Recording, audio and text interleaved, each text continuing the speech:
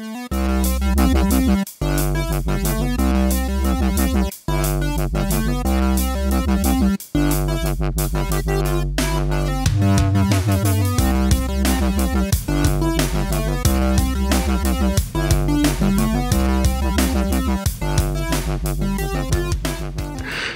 everybody, I'm Ramon Mejia. I'm here to bring you the latest LitRPG news, reviews, and author interviews for the LitRPG podcast. This is episode number 163 of the show, and this week I have 7 new LitRPG reviews just for you folks at home. That includes Absolute Zero Out of My Line, book number 1 as our first review. Then it'll go into the 4th realm, the 10 realms, book number 4. That'll be Vindication, the Alchemic Weaponeer, book number 1, and then the Idol System, a LitRPG series, book number 3, The Birth. After that, it'll be Comet Rider, a sci-fi LitRPG series. Then Lydia Awakening, and last but not least, The Mayor of Noobtown, a LitRPG adventure. But before we go into those reviews, we're of course going to talk about LitRPG news.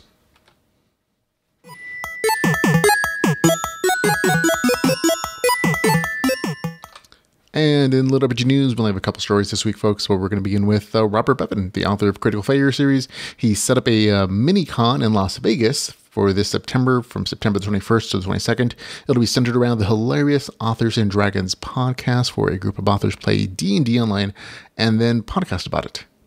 It's super funny. I've actually listened to a few episodes, and I'm actually going through the whole catalog. But it's definitely worth a listen to, I should say. A lot of talented creative people, and they're funny, and it's host the DM is Drew Hayes, so good stuff all around. But here's their actual announcement for themselves. It says, the Authors and Dragons crew is headed to Vegas, baby. Come join us for 2 days and nights of fun, frolic, and festivities in the City of Sin. Thank you, Tuareg. We'll have panels, gaming books to buy, prizes, autograph sessions, opportunities for you to game with an AD&D cast, and a very special episode of Authors and Dragons as we record our 100th episode live in Las Vegas. So for details on that, or to purchase tickets to visit the con or the event, or just listen to the podcast, we'll have all the links in the show notes for you folks. I personally do plan to attend. I've already bought my tickets. Just have to get everything else all arranged, but it should be a really fun weekend. And I've actually had a chance to meet Robert Bevan and Drew Hayes, I believe, on separate occasions. Both very nice guys. Okay, on to our other bit of LitRPG news. Just a quick reminder that the submissions for the deadline for the Divine Dungeon short story collection is March 29th, 2019. If I'm not mistaken, I could be totally off. It's the end of the month, though, if I'm right. The rules and place to submit are detailed in the link below, or visit the Mountain Dale Press Facebook page. But the deadline for that is coming up very soon. So if you intended to write something for them, or if you need to submit it, so go get it done. And that's it for LitRPG news. On to stuff that's out now, stuff I haven't had a chance to read. It's come out recently. That includes Gunblade, Crystal Shards Online, book number 4. Also, The Protector's Evolution Online, book number 5 is out. Greyblood Adventure Academy, a LitRPG series, that is out as an ebook. Then it's going to be Bone Dungeon, Elemental Dungeons, a Dungeon Core LitRPG, also out as an ebook. Then Critical Failures, book number 7, by that same Robert Bevan of the Adventures and Dragons podcast. He 7th book in that series, 7 whole books. I'm like, I never would have imagined there'd be that many starting in book 1, but the author keeps putting out. Also puts out a number of hilarious short stories. I should warn you that this novel's entire series is irreverent. They're full of cursing, sex jokes, potty humor. So that's not your sense of humor. Don't pick it up. But if you were okay with that kind of stuff, super hilarious. It really is. It's one of the funniest LitRPG books that I always recommend. Okay, also out now is Soulcatcher, LitRPG series Universe ICS, book number 1. So there we go, new LitRPG ebooks. Also have some new LitRPG audiobooks that are out for you folks who enjoy that. Radioactive Evolution, a dystopian post-apocalyptic adventure is out. The 5th book in the Adventures on Brad series, The Adventures Bond, is out as an audiobook. And the 3rd book in the 20-Sided Eye series, The Sleepers Must Awaken, is out as well. So some new LitRPG audiobooks for you folks to go and enjoy. On to upcoming LitRPG. This is just where I read off a bunch of stuff that I know it's coming out in the near future. Feel free to skip it if you don't want to hear it, but there are some shifts in schedules, some new things that have come out on the list. Dragonheart Stone Will is actually going to be out tomorrow on March 22nd. That was moved up from April release date, so that's coming out a lot sooner. On March 25th, there'll be the final trial, Level Up Book number 3 by Dan Sergeloff. Then it's going to be March 27th, Dark World Transformation Book number 2, March 27th as well. Lost Portals, Khazarkian Multiverse Online. March 28th, still within this month, folks, Viridian Gate Online, Dead Man's Tale. That's the second book in the Illusionist series. March 28th, the 5th book in the Stonehaven League book. So if you're a fan of that series, number 5 is out on March 28th. There's a pre-order set up for it. It'll be called The Vault of the Magi. Then Shift, Book 1, Defenders of Gallowwind, will be out on March 29th. April the 1st, Into the Game, Dungeon Crawl Quest, Liberty Adventure, Wizard Warrior Quest. The author apparently also has a bunch of different cover arts and custom commissioned artwork for the series that he has out. So you might want to check out that particular author, CAA Allen's Facebook page if you're interested in that. But I generally like to read the novel before, I'm super interested in that, but the author is putting a lot of effort into this, so yay. The 7th book of the Alpha World series will also be out on April the 1st. It'll be Dark Hand, so that by Dan Chinofin. So it'll be the 7th book in that series coming out, so no pre-order for that one, but the author has mentioned that that's when he plans to release it. April the 5th, it'll be the 2nd book in the Gin Tamers story, Arrivals. On April the 10th, it'll be Edge of the Abyss, Respawn Trials book number 1. The 5th book in the Good Guys series, April the 11th, called Dukes and Ladders.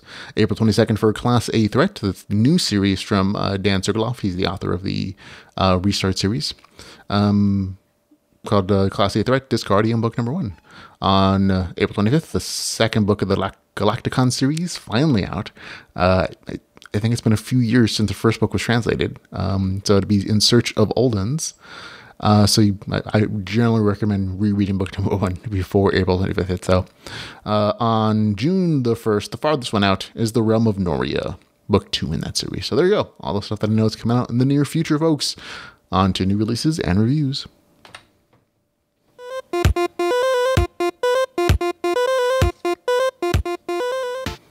Here we go. And in new releases and reviews, we're going to begin with our first review of Absolute Zero Adam Online book number 1, LitRPG series by Max Largo. It is 307 pages, $3.99. It is available on Kindle Unlimited. Here's the author's description. The days when people played for entertainment have passed. Welcome to the future. The virtual world of Adam Online is a place where humanity lives. The former champion has returned to the game to find the mentors, systems of artificial intelligence that bestow digital immortality on humans. But do they truly work for the benefit of mankind? To learn the truth and reach the mentors who inhabit places undiscovered, the hero must begin from level 0. So there you go. That's a fairly decent description of like the big plot line of the story.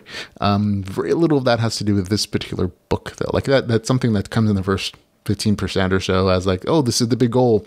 But it doesn't really have like a huge deal with this particular novel. Full disclosure, I received an advanced copy for review. I purchased a copy when it became available.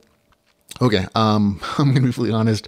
I really wasn't sure what to make of this story from the description. Again, it's a very ambiguous kind of description that doesn't tell you a ton of it. This is a translation of a Russian literature story. It's written by one of the co-authors of the Level Up Knockout series, which is like a side series from the same universe.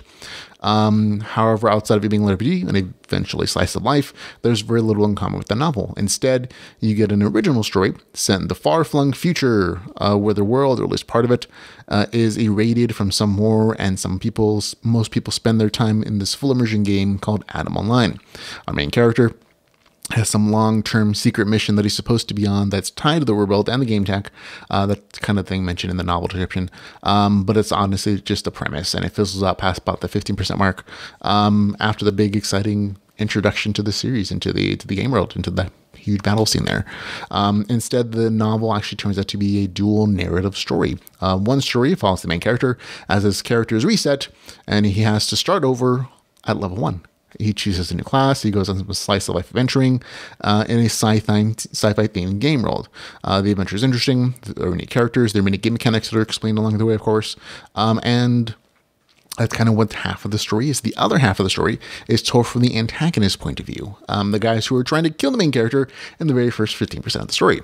Their story is a little more high level. Their reader gets insights into player versus player combat, guild stuff, crafting, and a story there that might relate to the secret mission stuff potentially, but it's not really fulfilled in this particular novel.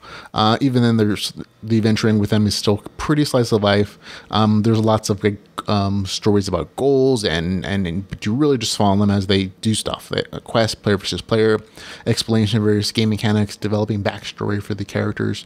Overall, the story has really good action. It's quite nice. There's a lot of variety types of fights, monster, different battle theories, and optimization builds, and it's all very sci-fi action-y stuff. Questing is interesting, and there's some interesting storylines for individual quests. The game mechanics are fairly well developed in the story. The game world actually has a ton of sci-fi lore, and there's lots of information about the different races available, classes, how quests are generated, various skills, abilities. But at its core, it's still this MMO, leveling up, advancing skill stuff. Where the story actually shines on, this is probably the best part of the story, is then the development of the story world. There are some breaks in the narration of like those just like slight adventures. We're just kind of filled in with backstory for the game roles, for the characters. And all that backstory is like really well written. I think that's probably the best part of this, is that characters get really detailed backstories. They're interesting stories within themselves. And there were definitely points within those like backstories where you're like, oh, I can kind of empathize with that, or I feel some emotional resonance, or I can at least empathize like, oh, this person isn't totally evil, isn't totally good. And they're shown to be more complex than they may have originally been like presented as, which is good to me. The backstory for the game world and the tech involved in its creation and management is almost like a speculative treatise on where VR tech could go in the near future and the dangers posed to civilization. There's a lot of like speculation in the form of like just describing the tech and how it affected the real world and the game world, and how it continues to impact humanity and the development of AI and uploading minds and a bunch of other like interesting sci-fi concepts and premises. And I generally like it. Several times during reading these sections, I went so far as like, oh, just to pause my reading, just to think for a little, like, oh, that's a really interesting concept. I wonder how that would possibly develop in like our real world. And anytime a novel can make you just like pause and think is always a good thing to me. So that's always a plus. Overall, the story is very entertaining. It feels like the author is much more comfortable writing in his own world. And the depth of the world building and the game mechanics kind of show. That's one of those things about like Max Largo's participation in the Restart, the other novel, the Restart, what's it called? I have it written down here. Restart, Level Up, Knockout one. That one, Level Up, Knockout one. It felt like it always felt like he was writing in someone else's world, because he didn't understand always like the complexities, like where you could push the boundaries of the game world, or like maybe the background lore. And so it always felt a little bit off, as opposed to what the main author wrote in his own series. And you can definitely feel like this is a world Max Largo built from the ground up, including like all the lore and all the game mechanics and stuff. And there's just like a lot more like natural flowing depth to it. So that's a plus for me. There still is good sci-fi action adventure here, but be warned that while there are lots of story threads that are started in this first book, there are relatively few resolutions. It feels like there's a lot of big resolutions planned for future books, but they're like a lot of like most of like that big huge story that's talked about in the narrative and in the novel description. No fulfillment of it here. There's teasings about like, oh, like background lore and stuff, but there's no like real resolution of like actually capping them off. Those are more like series, goals and series premises. So just be aware of that. For me, had a good time with it. Gets a score of 7.6 out of 10. Absolute zero. Adam Align, book number 1, a LitRPG series with the score of 7.6 out of 10. So there we go. Next, we have The Fourth Realm, the 10 Realms, book number 4, written by Michael Chatfield. It is 862 pages. That's right, 862 pages. It is $5.99. It is not available on Kindle Unlimited, however. Here's the author's description. The Battlefield Realm, A realm will sex rise and fall, where the ground trembles under the feet of fighters from higher realms, where the riches are gained and empires are lost. This is where Eric and Rograt must go if they want to increase their strength, to increase the strength of Alba. They say that fortune favors the bold. This is the 10 realms. To the victor goes the spoils. The 4th realms will change their lives or end them. So there you go. Again, full disclosure, I got an advance copy for review. I purchased a copy when it becomes available. I should pre-order it. This novel should be out tomorrow on Friday, the 22nd of March. I actually got to read it for you guys, which is always one of those nice things, but I have already purchased a copy. This is, again, the 4th book in the series, so if you've already read the first 3, you're probably already on board for the long haul. But this is a big novel, and it really is. It's a massive adventure story, the page count that is beat by few. The story is book ended by crafting, training, cultivation, city building, and other story threads. So the beginning and the end have those same concepts.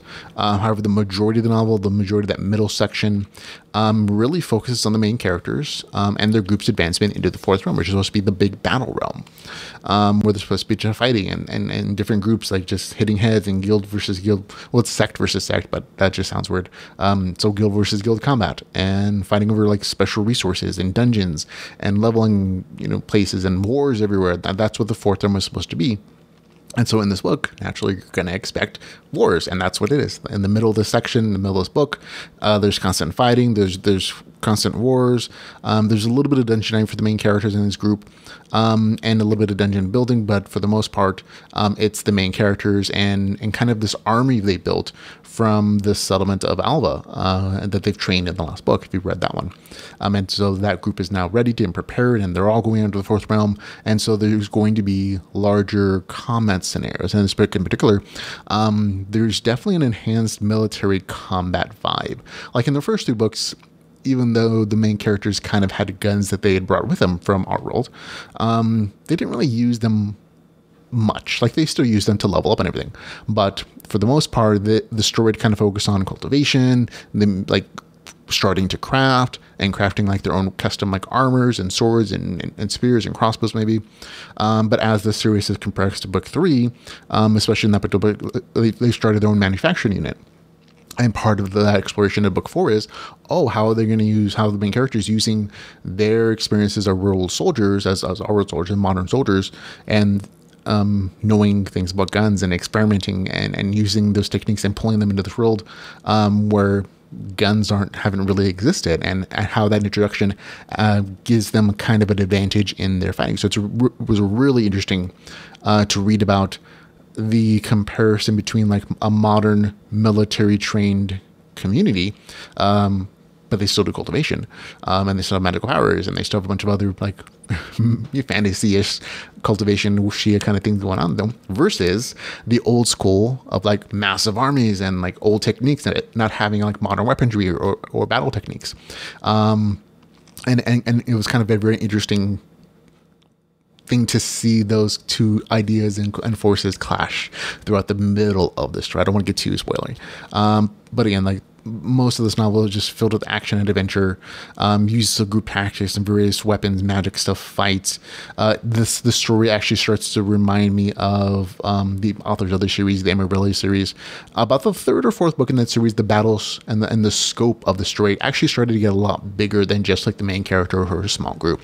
That's kind of what's happening here. The main characters in this novel, and this is minor spoiler, folks, if you've never read any of the series, but it's kind of the same thing. It's gone from just a story of 2 different characters who are transported to this Wuxia cultivation universe where there's like multiple layers of like realms that they can transition into.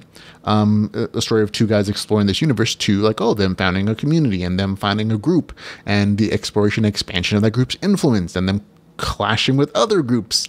And so the scope of fighting and social and political conflicts is growing, just as it did in Amarillo. So if you like that aspect of that series, you're probably going to like the aspect of this one here. If you didn't, it's coming, because that's what happens with these books as they go on into 10 books or more.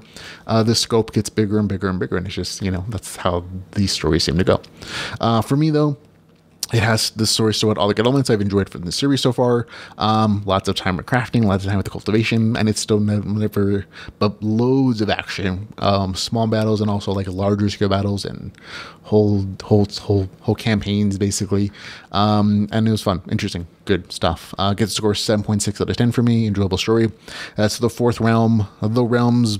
Book number 4, the 10 Realms book number 4 rather, with the score 7.6 out of 10. There you go. Okay. Next review. Vindication, the Alchemic Weaponeer, written by N.H. Paxton. And this is a Vindication Online expanded universe novel. So it's in that universe, but it's written by somebody else besides the main author, James A. Hunter. It is 297 pages. It is $4.99. It is available on Kindle Unlimited. And here's the author's description. The end of the world is not such a bad thing for Russian weapons engineer Vlad Nardior. Really, his world ended 6 months ago when his wife died, and ever since things have been downhill. Soul-crushing medical debts, favors to the Russian mafia, now asteroid. For Vlad, this is life in a nutshell. But with a wild twist of fate, he has found a way out. A chance to start fresh in a brand new ultra-immersive MMORPG called Viridian Gate Online.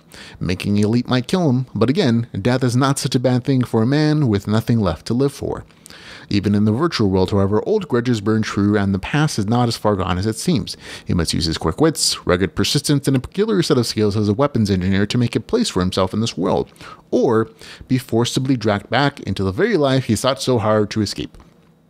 And that's pretty true with the last little couple sentences for this novel. This is, again, another expanded VGO universe. It's another origin story for a character you're probably already familiar with if you've read the main series and those books in there. This time it's for Vlad, the Russian weapons engineer. And like the last one of these expansion universe novels, the one centered around Abby, the review's kind of the same.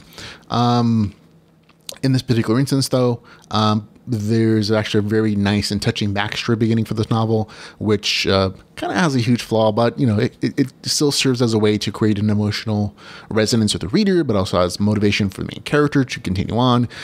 And the use of this hook is really well done in the first 15-20% of the novel, even though that same section is like kind of really light on RPG stuff. It's still probably my favorite part of the story because it is the most original of the novel, where it's like, oh, you're not really sure what's going to happen or where the connections are, and you know, the story is still surprising. However, past that point, things become less interesting for me, at least as a reader. They're definitely less surprising because they start to involve the main plot of the Viridian Gate Online series. And if you've read that, you already know what's going to happen. And so none of the big plot points in this particular novel from that point on are really going to be a surprise. Like the big questions in this story are like, oh, will Ina survive this fight, or will she die here, or whatever the case is, or when will Vlad meet Grimjack, or if will he meet Grimjack, will Vlad fix these cannons in time, or will the good guys win this fight?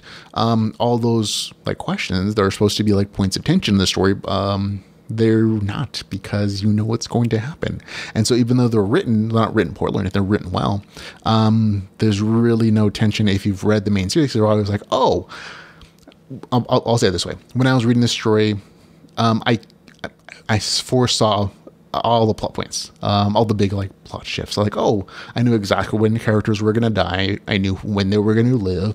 I knew whether they're going to succeed at their goals or not on every single level, because I've already read about them. I'd already read them in the main series, and those events are fixed. They're not. This isn't an alternate timeline. This is essentially an alternate perspective on things that have already occurred in the main series. So if you read the main series, all those events are like, oh, I know what's going to happen. But in the novel, you get more details. Like you get like those little moments where like, oh, this character kind of disappeared for a little while in the main series while he's off doing a thing, and so the author of this novel has an opportunity to like tell like little small adventure stories of like, oh, what happened in that missing time period, and that's perfectly fine if that's all you're expecting, as long as you're not expecting like anything particularly new or revelatory. That's what you're going to get. But there's nothing really surprising with the story. That's kind of like the big issue for me. There are definitely things I still enjoyed about the story. Like some of the small adventures were neat. I generally thought it was good, the first 15-20%, because that was all original material that hadn't been shown to us as a reader in the main VGO series. I also liked the crafting stuff, and I liked how I like the actual explanation, like, oh, this is how the how the character developed all these other things that are kind of glossed over a little bit in the main series. But it wasn't really enough to push it into good for me. And that's mostly because even the added elements of like, oh, the threat of the Russian mafia, or the threat of like him like turning against the good guys or working for the bad guys, all that stuff was already foretold, because like, oh, I know he never turns against the main character. I know the events that are these like artificially inserted threats aren't really going to mean anything. So they lost influence. They cost importance. And again, it's just because there were no surprises in the story, it just wasn't as enjoyable for me. And that's just me. I know there are other readers who just like love these side stories, and they love like the expanded explanations of what these characters are doing. But for me, while I like the character, again, wasn't anything a surprise. And so while this isn't a bad story by any shape of the imagination, good writing, good descriptions. Some of the game mechanics felt like for some of the story, like, oh, they didn't really matter for some parts. But again, like it's nothing really bad. It just wasn't good either. And so for me, score 6 out of 10, which isn't a bad score again. It's just not good either. So there you go. That's Vindication, the Alchemic Weaponeer, book number 1, with the score 6 out of 10. But, you know, if you're a fan of this series and you like this character, you might like this one more than me. So there you go. Okay, on to our next review, which is going to be The Idol System, a LitRPG adventure series, book number 3, The Birth, by Pagaz. It is at 264 pages. It is $2.99. It is available on Kindle Unlimited, and here's the author's description. Running away is never the answer. After escaping from the rogue sect, John and Sarah find something new about each other. They're both siders. Their path of loneliness will now take a turn, finding new allies in the most unexpected of places. But good things come hand in hand with the bad. Elder Han and his son are not willing to give up their chase. Chris's obsession over possessing Sarah's body for himself is not to be taken lightly, nor is his father's. Fight or flight, it's now their choice. Join John and Sarah in their new issue of the Idol System to find out what happens next. And that's kind of a wonderful sentence that describes this series perfectly as a slice of life story where each time you read the book, you're like, what's happening next on my favorite series show? And that's kind of what slice of life is generally. It reminds me of conceptual a lot of a television show where it's these nice episodic episodes, but you have a whole long series planned out, and there may be a series plan, or they may just be bottle episodes where there's like fine adventures. And you either like it or you don't. And for me, I've always enjoyed it. This is a fun system in this series. It's a different from like a straightforward fantasy universe. There's a little more cultivation. There's a couple different realms here that the main characters has gone through. And this time, what's different about this one is that you're introduced to a new character. We're not introduced, but she becomes a companion to the main character, as is revealed by the cover art, where they're look very couple-ish. But you still get the good things you've liked for the rest of the series. You get a nice buddy aspect, still paired up with their like slice of life adventuring. You still get the same idol system stuff, the same leveling, the same training, the same skill stuff. You get lots of new powers in the story that are fun to play around with for the author, and then just to see how the characters develop them. And so lots of good stuff there. You even get some addition of some crafting in the story, which is a nice little touch. But for me, the addition of the companion character really was a nice opportunity to develop good dialogue, develop romance, and develop a nice little emotional bond between them, which is a nice little addition to like maybe the more solo feeling adventures of book 1 and 2. So this was a nice addition, a nice new layer of stuff here. So for me, had a good time with it. Gets of course 7.5 out of 10, but again, very slice of life. You see them do stuff, and it's fun stuff. It's a really nice, fun, exploratory training, skill gathering, cultivation-ish kind of stuff. And the same idol system is still there if you like that system, which I do. But again, very slice of life. So, but I like that. I'm okay with that. Gets a score again, 7.5 out of 10. The Idol System, a LitRPG series, book number 3, with the score 7.5 out of 10. Easy review. And next, there we go. Next is going to be Comet Rider, a sci-fi LitRPG series written by Daniel Pierce. It is 257 pages, $4.99. It is available on Kindle Unlimited, and here's the author's description. Comets have hammered the Earth, and the impact brings more than just ice and rock. There is a virus loose on the planet, changing humans into alien killing machines. The Earth needs a hero, and Deacon Gray is the man for the job. With his cutting-edge Extant armor, he will land and rally the last human fighters as they try to take back our planet one battle at a time. Overmatched and outgunned, Deacon must build an army, rediscover front military bases, and unlock the secrets inside his Extant armor. The future has arrived. And there you go. And if you notice in there, there's nothing mentioned about RPG game mechanics, RPG gaming, nothing like that whatsoever. And that's because this actually isn't LitRPG. It's in the title, but it is not LitRPG. The closest to come basically is that there's an augmented Comet suit to the main character and other characters wear with the HUD, with a heads-up display that estimates threats, estimates damages, so there's essentially a bunch of like notifications that pop up in the story in front of the main character on a regular basis. Again, like damage notifications, like estimations, like there are various abilities and stats potentially, but there is absolutely no RPG progression in this novel whatsoever, and so it's not LitRPG. I don't know if the author is intentionally mislabeling or anything like that. Maybe he just feels like, the system he created for like this augmented threat assessment system basically counted. It doesn't, at least for me. Like this is so not LitRPG. There's other things about this story that maybe other readers will enjoy. Like it really is decent sci-fi action, lots of alien battles. There's a few like space scenes, but again, it's mostly focused on fighting. And so if that's what you're looking for, great, you'll enjoy this. I went into the story expecting it to be LitRPG, and I was super disappointed that it wasn't, because again, it's not a hard bar to hit. And it's very rare, much more recently in the last year or so, that it's even the case that somebody mislabels their story as LitRPG or not, or just intentionally or unintentionally. But this is definitely LitRPG. Gets a score of 4 out of 10, just because it's like false advertising to me. So I was like, you say you're a thing and you're not. And for me, that's like, okay, I spent all this time reading this, and it's not the thing that it said it was. You know what I mean? So that's Comet Rider, a sci-fi LitRPG series, not actually a LitRPG, with a score of 4 out of 10. There you go. Okay. Next, we have Lydia, Awakening. And you know what? The author forgot to put his name on the cover, so I will have to look that up. So there we go. Nope, not the same thing. Okay, well, sorry, author. I totally forgot your name, and you forgot to put it on the cover. But it's actually an entertaining story. It is 188 pages, $2.99. It is available on Kindle Unlimited. And here's the author's description. When Arcturus opens his eyes in a strange and beautiful world on Lydia, his first quest is to recover his memories and learn how he ended up inside of an RPG. But the others don't think of it as a game, and they warn him that when players die, they must wait for many decades before it's their turn to be reborn again. Let's see. To be born again. Sorry, I got distracted. Born again.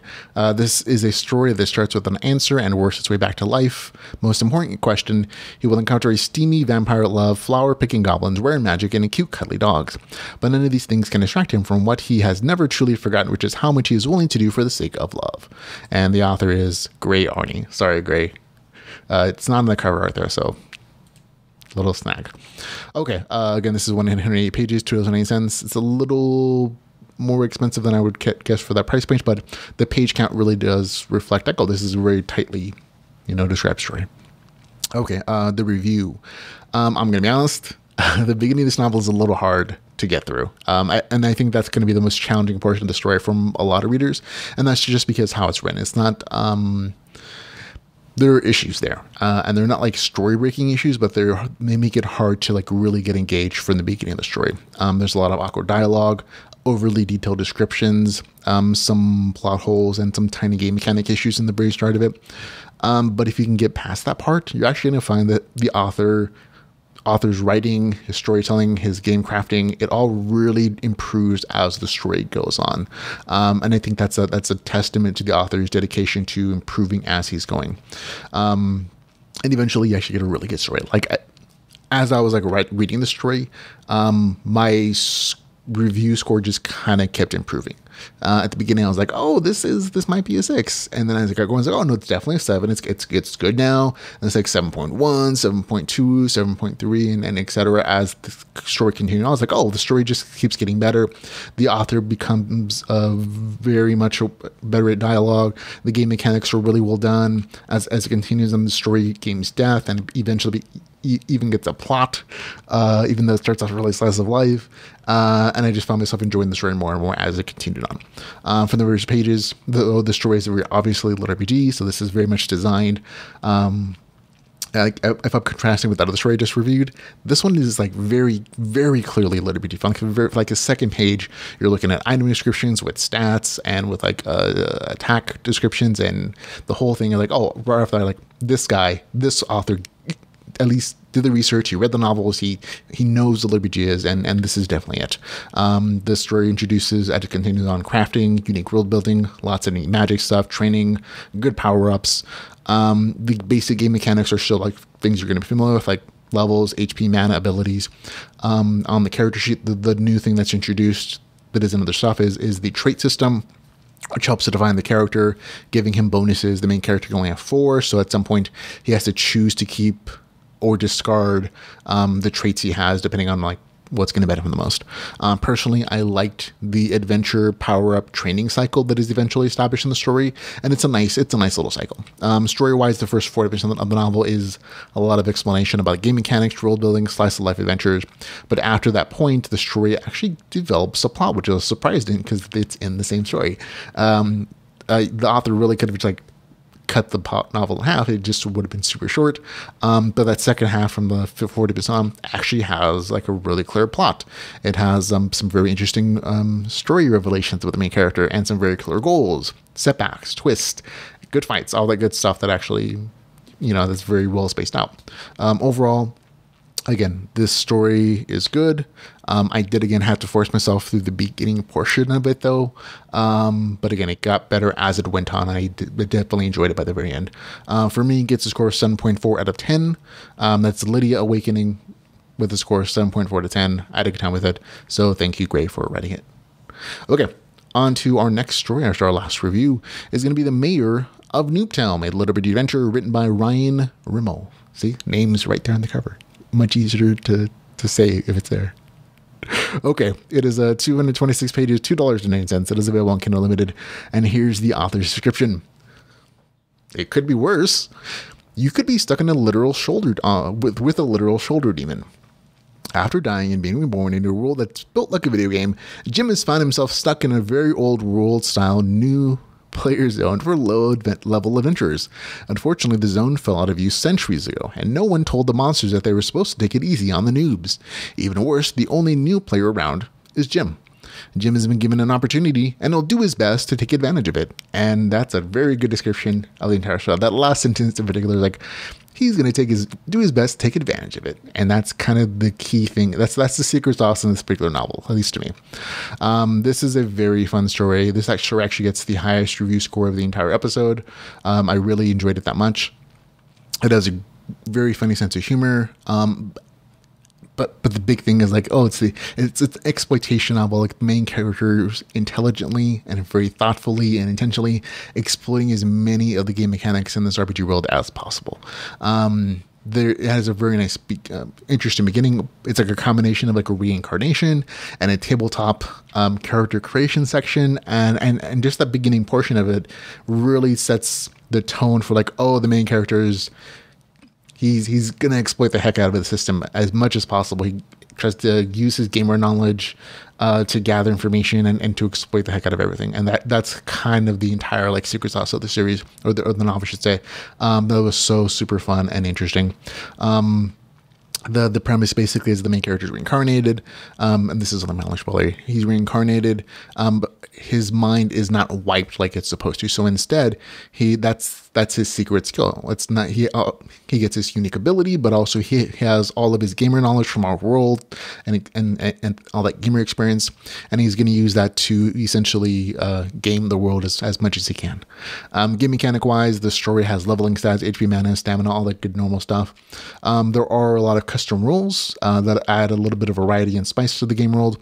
Additionally, a lot of the story is like skill based in that the main character can learn skills through use or just like discover them and also level them through practice. So there's a lot of like training scenes in the story as well. But there's also crafting and a minor bit of town building and community building. Again, that portion of it is definitely among the minor parts of the story, but it does exist. And there's more information given about the novel game world to roll your own character in there. That's always a good indicator. Like, oh, there's lots of like gamey, crunchy information here. If you can roll your own character, that's always a good indicator of it being a good LitRPG. The story is slice of life. It is. You follow the main character as he's summoned to the world, goes through the unique character creation process, then tries to again learn the rules of the fantasy RPG world so he can exploit the heck out of them to survive.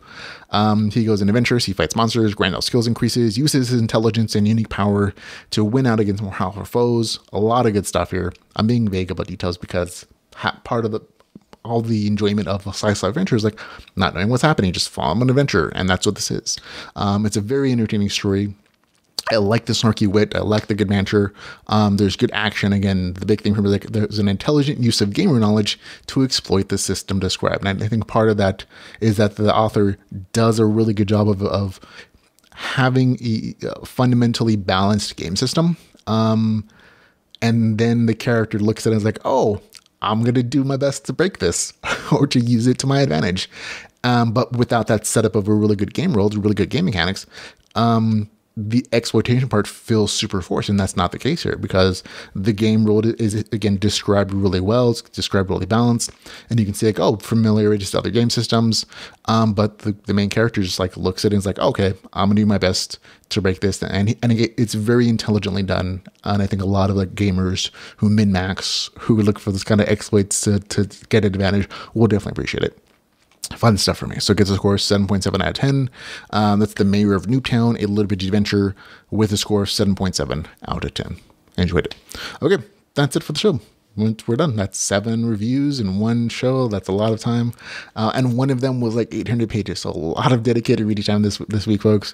But I do it because I love it and because I want you guys to get the best LitRPG stories and not just the one, and to skip the ones that aren't actually.